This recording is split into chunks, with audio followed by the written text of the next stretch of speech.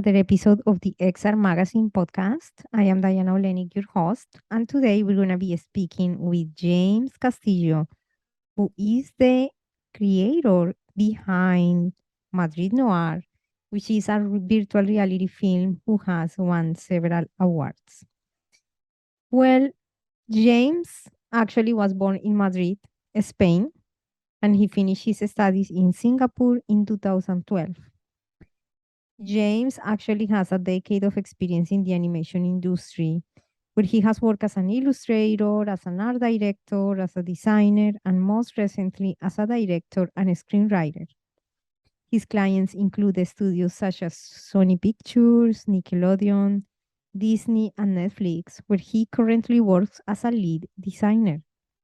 In the summer of 2021, he made his directorial debut premiering his virtual reality film, Madrid Noir, launched in Oculus at the Tribeca Film Festival in New York. In addition to participating in more than a dozen international festivals, the film has won several awards, including the Best Experience Award of the Year at the Webby Awards, and Madrid Noir has also won the Crystal Owl for Best Narrative Experience at Stereopsia and the Webby Awards for Best Immersive Experience in 2022. James currently lives between Madrid and London, and today we're going to be speaking about how he actually created his virtual reality film and some techniques that he's sharing with us today. Let's do it. Thank you so much, James, for being here today. We're super excited. How is everything going? Oh, it's all going great. Thank you so much for having me here. It's just it's been a pretty normal day. I'm trying to get a couple of other projects off the ground, so I've been working late hours as of late, but I'm doing great. Thanks. Yes, thank you so much. Yeah, to get started, I think that it would be amazing to get to know a little bit about your background, maybe what influences have you received during your career, and so we can get, navigating through your latest projects. Yeah, sure. Very briefly, because this is the boring part. I was born in Madrid, Spain. I have a bit of a international background. My mom is Irish, my dad is Cuban, as we were just talking about. And I studied. I always drew as a child. I guess like most people would say. I always sort of was interested in. I was daydreaming a lot. I wasn't a great student because I was constantly just sort of like immersed in the latest book that I had read or the latest game that I was playing, and I was really just submerging into those worlds. I really enjoyed that. And then when it came time to figure out what to do with my life, I knew I only had one skill that I was able to do, and I was able to commit to, which was drawing. So animation came as a sort of like a logical progression of that. Like it's an industry where this is needed. And then storytelling came later into my life. I studied in Singapore 3D, and that was that didn't make any sense. I studied in Singapore in a 3D school, and I was originally going to be a 3D animator. But because I had a background on drawing and I sort of did comics when I was a teenager and did fanzines with my friends, and I had a bit of a sense of narrative and storytelling. I got to direct my first project, which was a little school film with all my classmates. And that sort of set the ground for this sort of little bug of storytelling that was on me. And then, I moved into working in games for a while, for 3 years. I worked in games in Singapore and Barcelona in Spain. And then I moved to London about 7 years ago to pursue animation.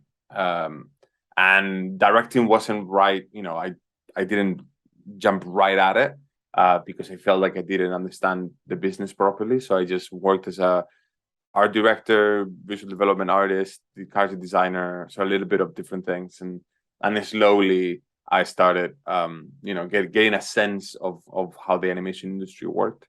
I was very lucky to really early on, there was a project called Melita, which was a sort of one of the first Oculus narrative VR experiences that was produced out of a studio that is no longer there, called Future Lighthouse, that did VR. And I worked as an art director for that project. And that was my first introduction into VR. And I got, like back in the day, there was a moment where there was a lot of press around VR. There was a lot of, Google Spotlights was creating VR short stories that were nominated to the Oscars and were winning Emmys. And there was this sense of like, oh, wow, VR could be this whole new platform in which animation can exist and we can tell stories. And it's so brand new that I felt that the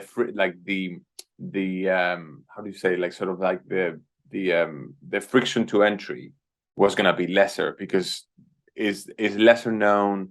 There's less being done. So I thought that maybe there I could come up with an idea that would be easier to produce than a TV show or a movie for the traditional media. So I joined in with the studio. I don't know, goes, well, am I going too fast? I'm just sort of jumping into a whole new territory. But is this okay? Absolutely awesome. Yes, it's super fascinating to hear everything. So as I moved into London, and in London there was this very interesting young industry, and it was vibrating, and there was people from all over Europe living in London at the time, and I met a few young people that were around my age that were starting their own studios. And then one of them was No Ghost, which is the studio that eventually made Madrid Noir. And as I was talking with them, they were already doing some small XR, AR, VR projects with clients, but they really wanted to create something that was their own, like something that they could have their own IP and something that they could feel sort of artistically invested on. And I had this very simple idea, right? I wanted to do a very simple 10-minute short film of a detective chasing a bad guy, like a thief that had stolen his little puppy. And that was it. It was a very simple sort of Pink Panther-esque. We wanted to make it. My pitch originally was, I want to make a Pink Panther short film set in Madrid and do it in VR. And that was sort of the idea. And then we did a little test with that idea, and then that ended up ballooning and growing into this 1 hour long movie with interaction and things. And things got much more complicated after that. But that was sort of the very quick summarization of like what I did until I did Madrid Noir. Yeah. Wow. That's amazing. Thank you so much actually for sharing many details into that, because as we know, stories is what connects. So when you tell the story, it's super interesting to see where it all comes from. When we see the apps in the store, we just see the app, we just see the product, but it's important as well to see what's the story behind. That's what connects, right? How much effort has been done. Yeah, I think it's that also the idea that these things, and I talk about it a lot when I talk about Madrid Noir in different, in festivals or whatever. It's the idea that these things don't. The process of making it was something that it was so collaborative, was so complicated. There were so many things attached to it. I could not have ever imagined what it was going to become at the end of the process. And I think there is this illusion when you see games or apps in the store or projects that are being done, and you just assume that, somebody had a very clear idea what they wanted and they just executed it. And that's just not true. It's a very emotional, complex story. It's never really quite what you imagine it's going to be. And then when you put it out into the world, it's sort of, you hope that people are going to get it and they're going to understand it. And you can only sort of wait patiently and for the movie or the project to find its audience, right? But it's quite a tricky process. I'm happy to go more into the details of the actual production of it if you want, but I don't know if you have other questions before that. Yes, actually, that is, we can jump now to speak particularly about Madrid Noir and why Madrid Noir, why it got transformed from the detective to what it ended up being, and the production side, which is, Yeah. you're the expert. Thank you.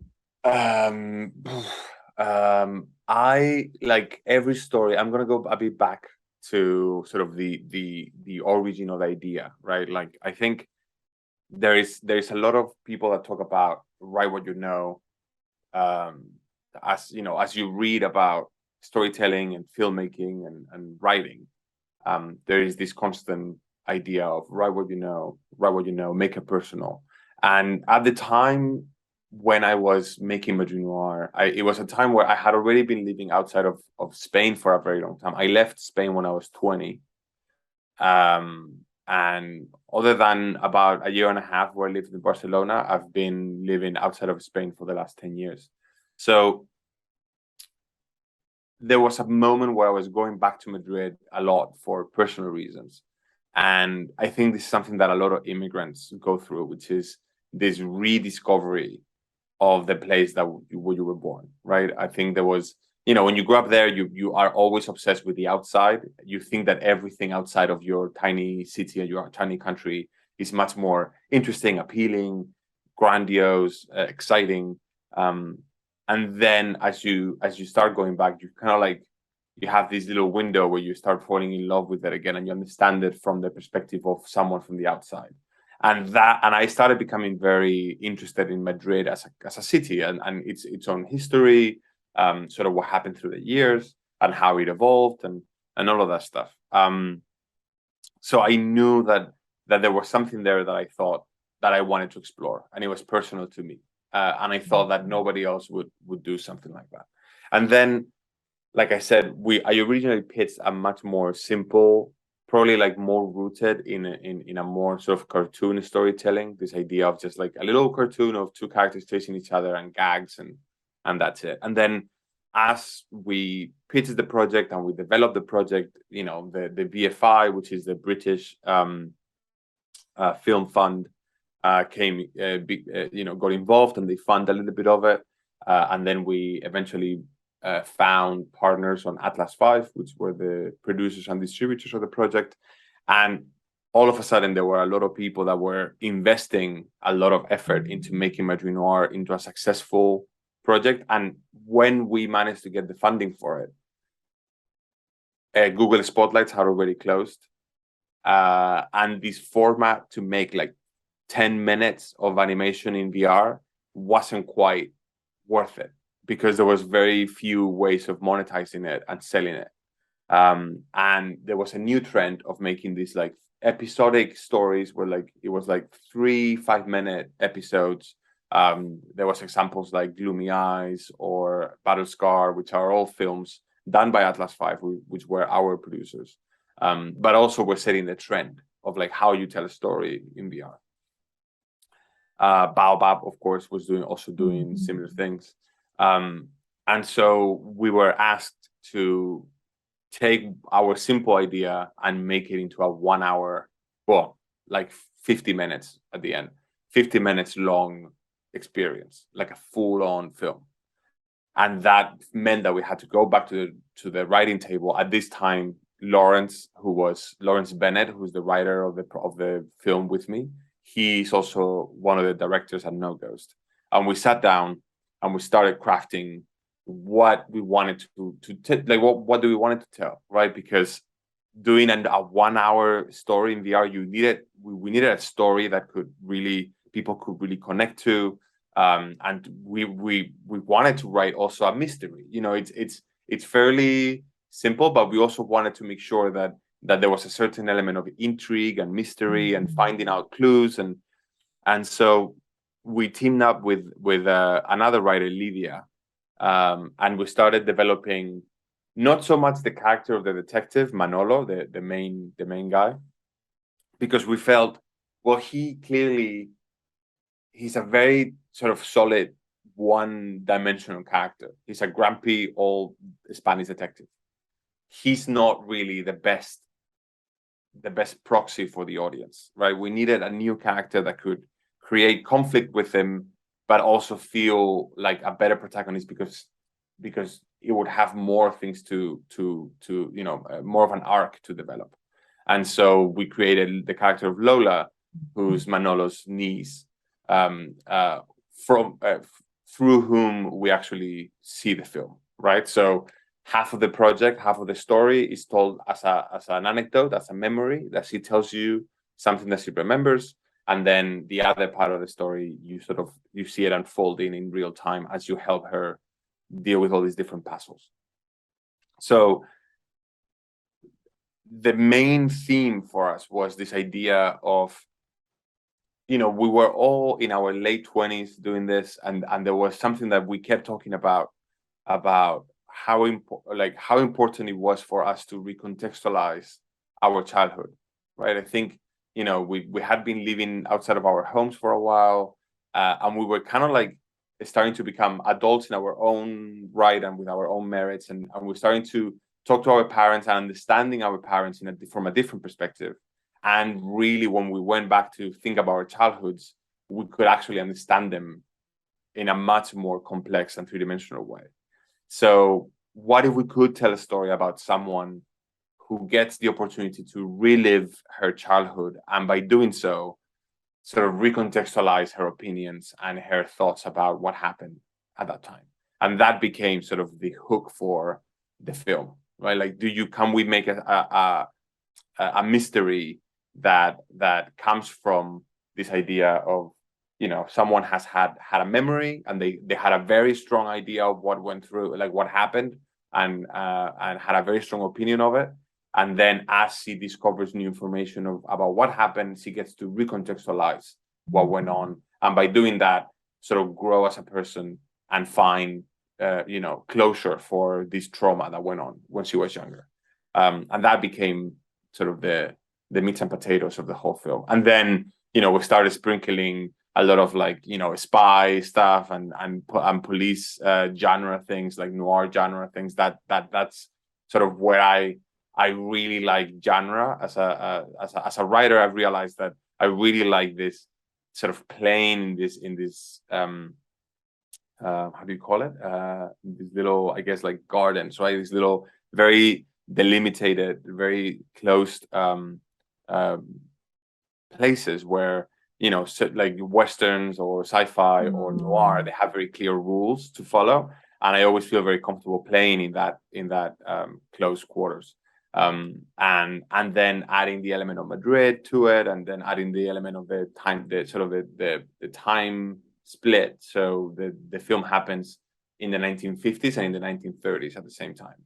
So all those things just became plot elements and sort of interesting visual ideas, but the core of it was more this idea of the emotional connection between someone and their own past. And that sort of became the driving force through it. And then so that was the writing process, right? As we found the movie that we wanted to make. Everybody liked it, thank God, and they thought it was a good idea. We wrote a script, and everybody was like, okay, this is something that we can get behind, that we can invest on.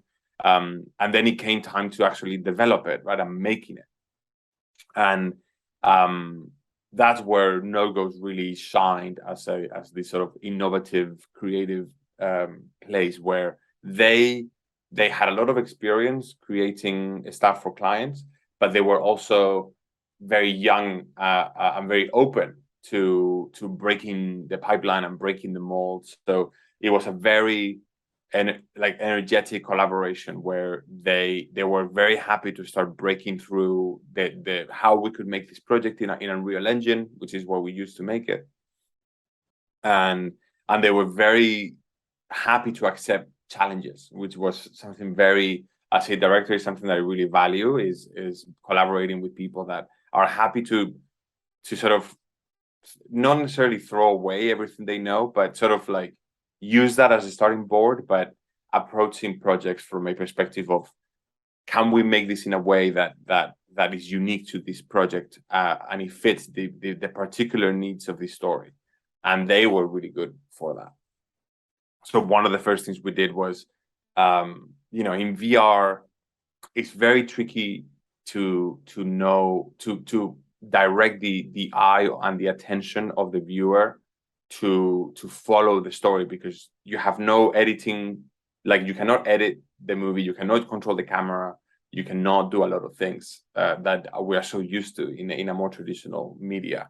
So as we were making the project, we found that within theater, we could find a lot of resources that I personally, it was my opinion that they would translate better into VR than actual cinematic language, because the cinematic language is so rooted on this idea of the frame and controlling the frame and the composition of the frame, that a lot of the stuff that we wanted to do, we just couldn't do it. We couldn't do a close-up. We couldn't do like a lot of things that we just couldn't execute in VR.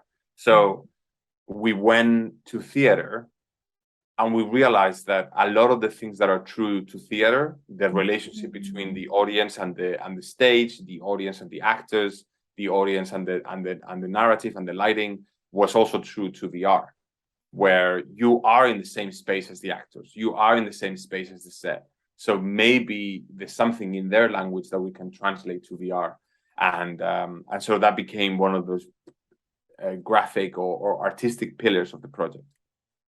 And as we were testing it, we realized that it really worked. If we had the right amount of distance and we used the spotlight and we used the lighting and the set to make sure that we knew where people had to look, we realized that people could actually follow the story pretty clearly and pretty nicely.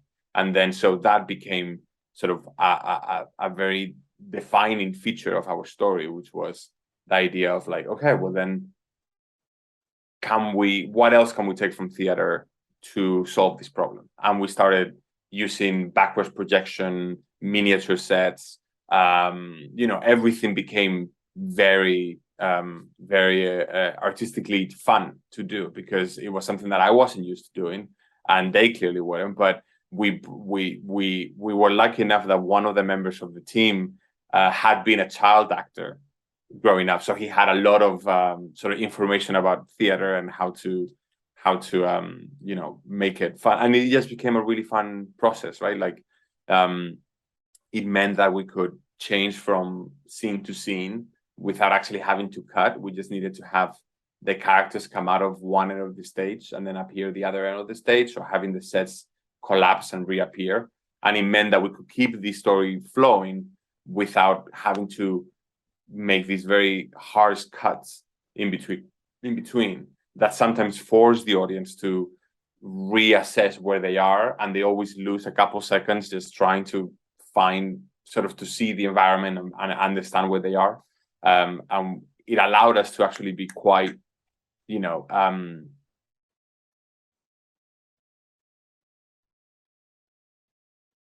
said, like, a lot of these things weren't necessarily thought through right at the beginning. A lot of it was a game of discovery, and we were discovering what worked for us, both in terms of our story and also our capability. And we created this weird hybrid between VR and film and theater that I think was pretty successful in telling the story. But it was always, a story was always the number one thing that we care about. It was, can we make sure that emotionally all of these decisions are making sense, right? Like, then the other element that I haven't talked about yet was interaction, and having interaction, making sure the interaction didn't just feel gimmicky and didn't just feel like something that was a bit pastiche and not quite embedded into the narrative, was also a very challenging thing.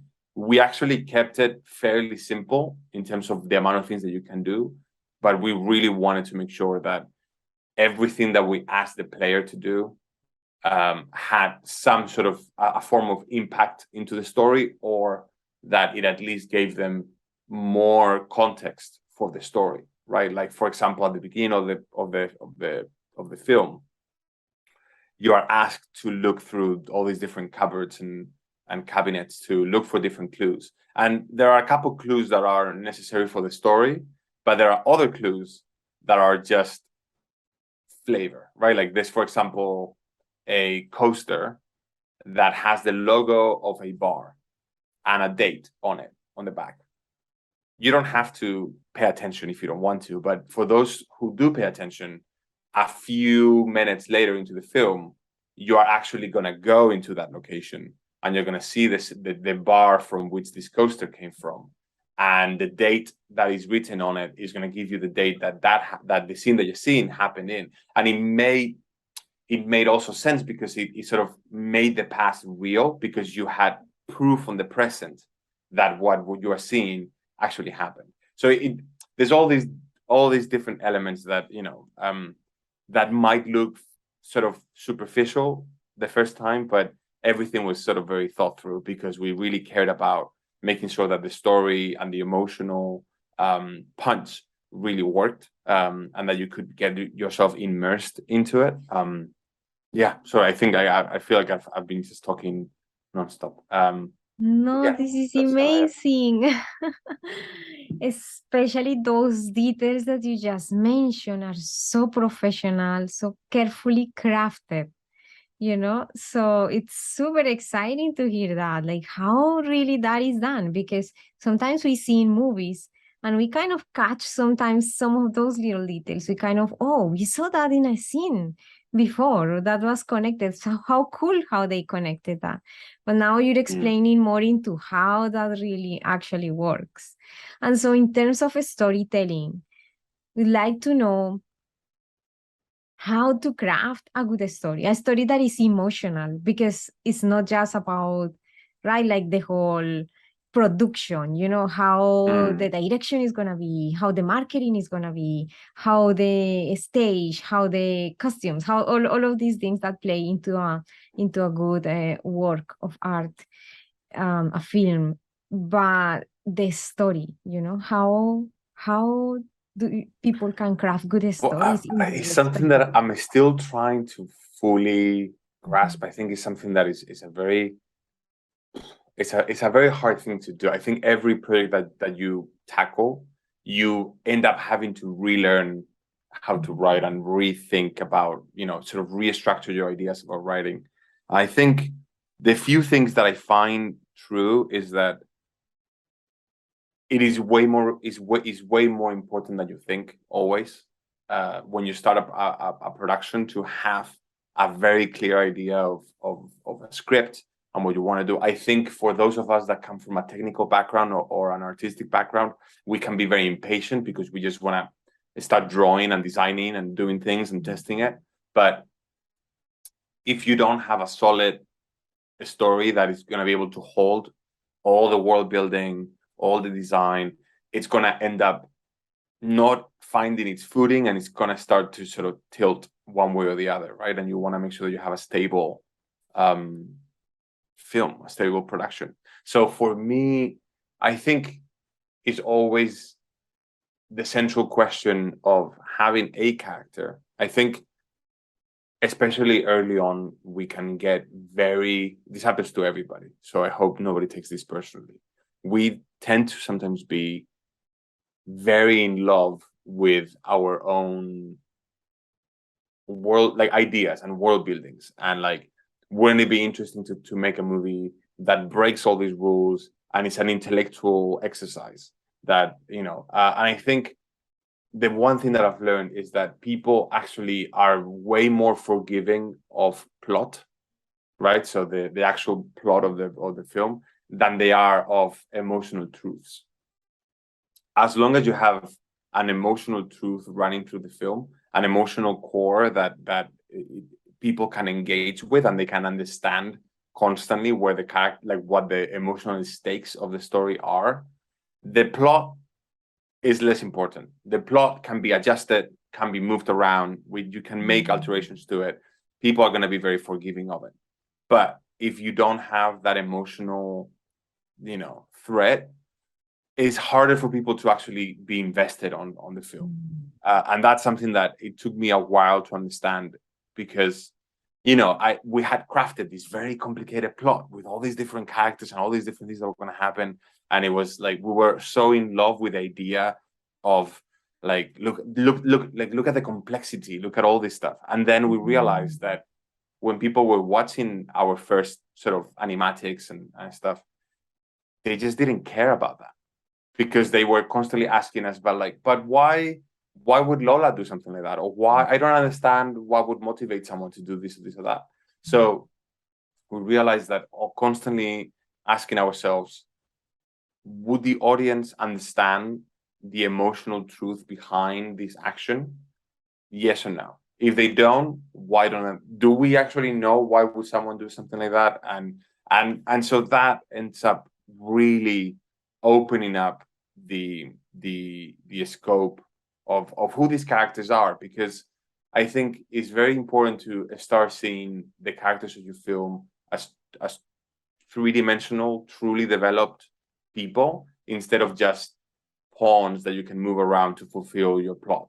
Because then that just becomes a very intellectual exercise and it's not emotional. And stories, as cliche as this sounds, they are appealing because they reach in an emotional level, right? They are compelling in an emotional level, not in a logical level.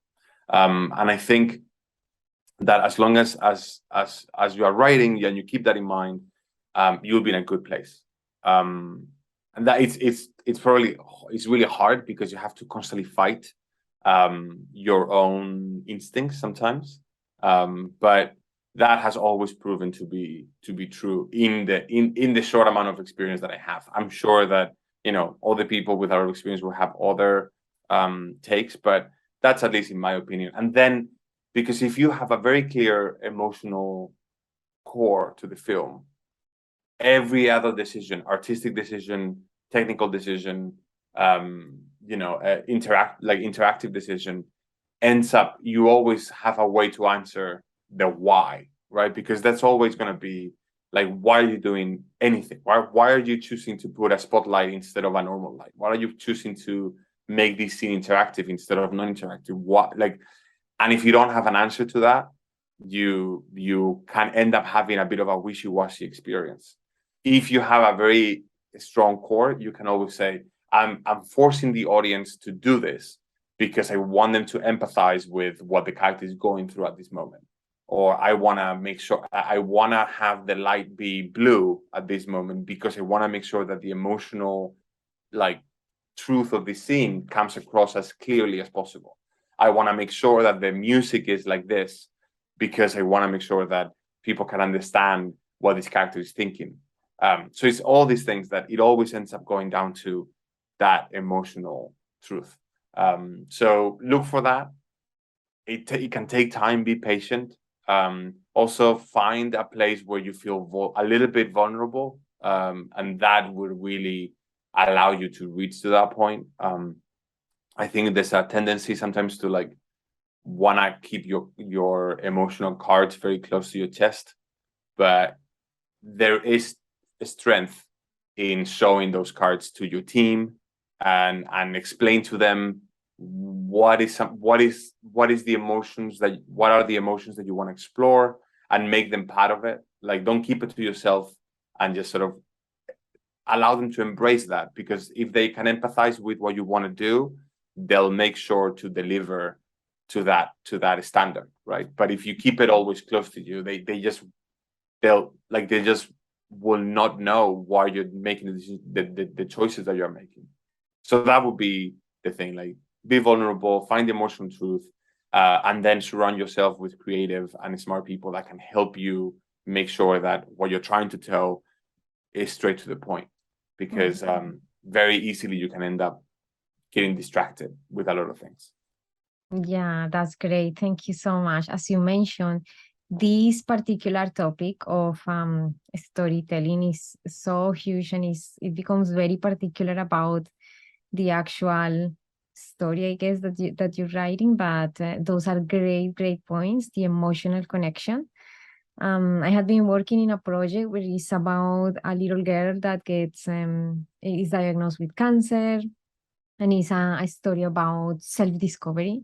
So when I showcased this in a demo at the school, I could see how people was really connected with the story and invested in that. You know, it kind of touched, and the person that was giving me feedback actually was touched by that, because someone in his family also got this type of case, someone got cancer. So these are the type of things that really connect deeply, and rather than, you know, the product, the story just becomes so personal to you, right?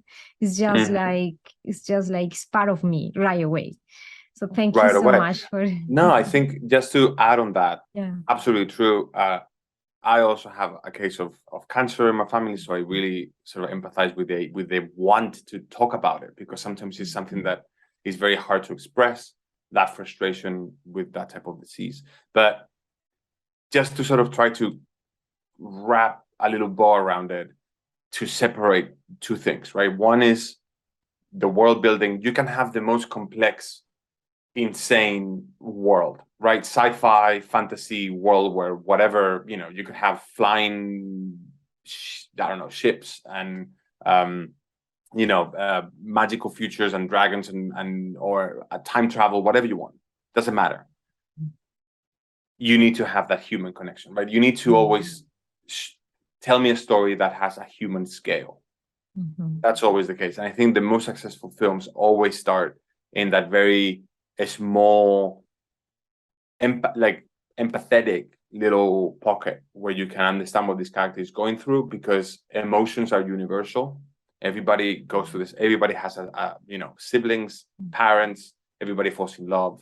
Everybody is afraid of something. Everybody, has to rediscover reanalyze their own childhood. Everybody has to face their own demons. These are things that happen in every culture around the world and by every single human in this planet. So as long as you can keep it at a human scale, the stakes of the story, you can build the most bananas crazy world around it. That doesn't matter. That is more superficial. It is all about that little small pocket of empathy. If you can reach there, you can do whatever you want. That's amazing. It clearly speaks directly to me. As I mentioned, we're still creating this story, but I discovered that just by experience, because I'm not a filmmaker or I don't have that background. But yeah, that's amazing. Thank you so much. So yeah, it's been an incredible conversation. I really don't want to finish it, but I know that you're super busy. You're working in amazing projects. Please let us know how people can get a hold of maybe you, or to support you in fundraising, maybe like when you create other projects, like investors, whatever, or like to also find Madrid Noir. Well, it's been very nice. I could talk about storytelling for a very long time. I'm always curious, especially to hear what all the people are making, because like I said before, I think we were very aware that we were building a project on the shoulders of what came before us, right? The Google Spotlights, the Baobabs, all these projects that were very narrative heavy.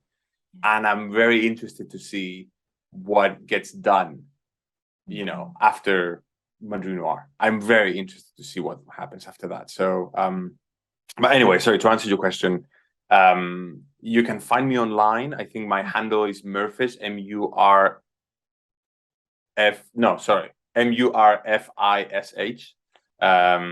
Everywhere on Twitter, Instagram, whatever. I have a website, murfishart.com. I'm not really doing any fundraising at the moment or any Kickstarters or anything like that, but I am developing all the projects, and I'm gonna go to a few events. I'm going to Pixelato in a little bit in Mexico, which is a big animation festival. I'm going to a couple of other festivals in Spain.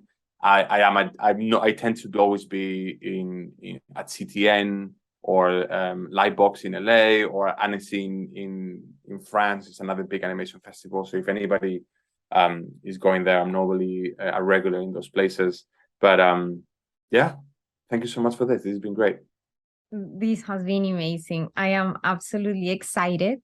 Thank you so much, James. It's been absolutely amazing to get to have the opportunity to speak with you, and for you to share all of this experience and your kindness. Thank you so much. No worries. Thank you so much for the opportunity. Have a great day.